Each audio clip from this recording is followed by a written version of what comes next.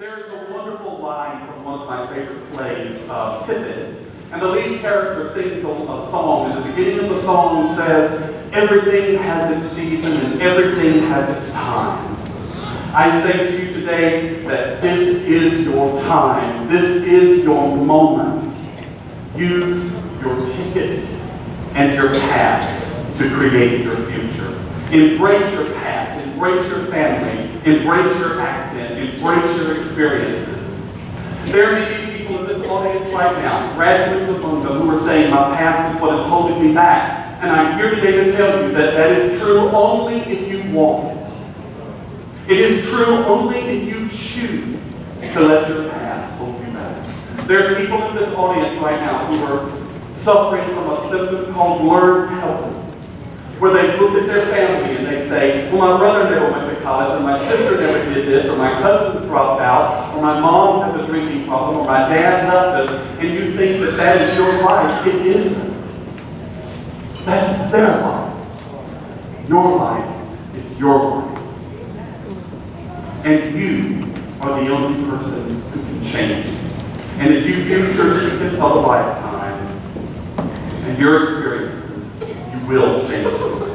Which leads me to my last point for today. Something I had to learn through the hard knocks of life, and many people in this room have had to learn as well, is that you have to take responsibility for your own life. For everything that you want to happen, you have to bring it to you.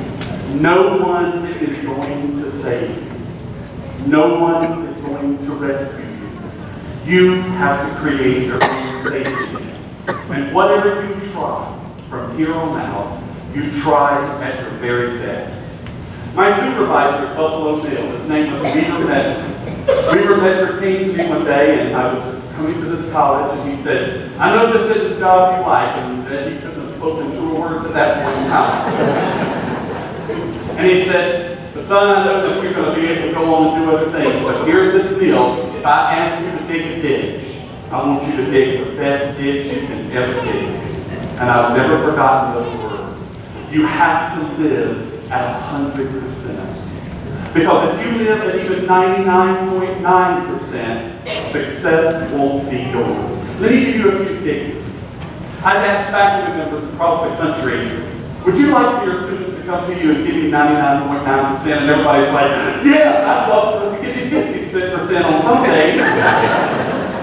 But let me tell you, what if you were sitting at 99.9%? If that were true, then 6 newborn babies would be given to the wrong parents in this country every day who were living at 99.9%. If we were living at 99.9%, 400 entries in Webster's dictionary would be misspelled.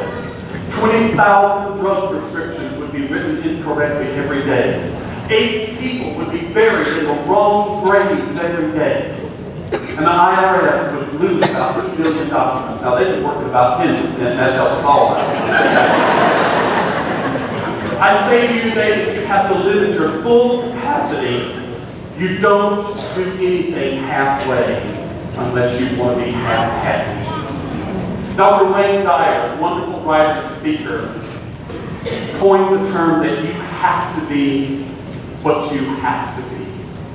He says that if you are living right here, and you know you have the capacity to live and work and give at this level, but you're just functioning down here, he goes on to say that true happiness will never be yours. Not in love, not in success, not in relationships.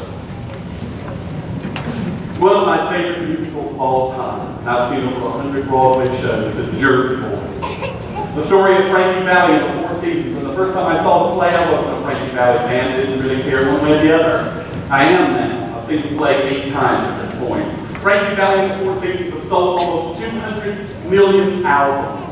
And they were inducted into the Rock and Roll Hall of Fame. And they had their ups and downs, their trials and their tribulations. But toward the end of the play, a reporter asked Frankie Valli, and I'm not giving away anything here that would take away the ending of the play, but a reporter said, "Frankie, what was the best?"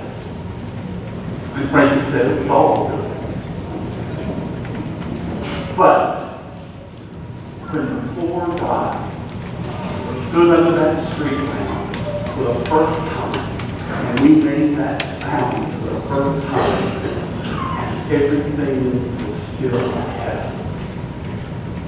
I say to you today, whether you are 18 or 80, everything is still ahead. For we cannot live backwards. We can only live forward, and we can only live forward with responsibility.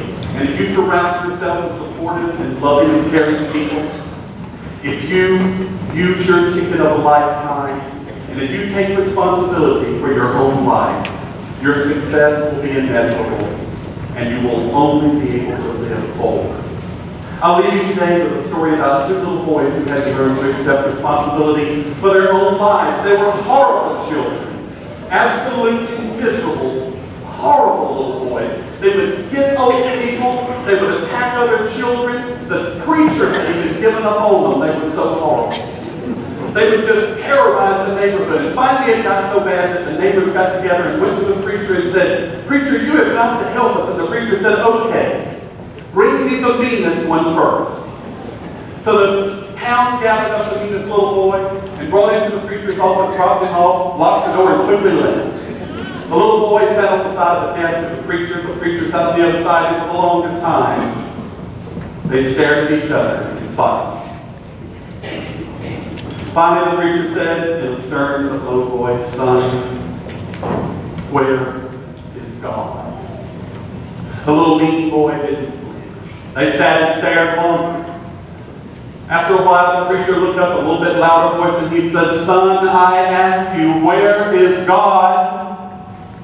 The little boy flinched a little bit, still no movement. They stared a little longer. Finally, the preacher stood up and he pounded his fist on the desk and he said, "Son, I ask you, where is God?" The little boy broke into tears, screaming, ran out of the preacher's office to the other little mean boy's home, down the street, screaming and crying, and to the little mean boy's door, up the steps to the other little mean boy's bedroom, and he's crying and screaming. And the other little mean boy says, What is it? What is it?" And the meanest little boy says, "You won't believe it, you won't believe it. God is missing and they think we did it."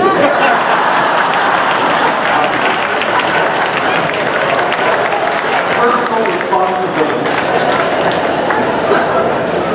May every joy and blessing that you are experiencing today be carried with you for the rest of your life. Peace and joy to you. Thank you so much.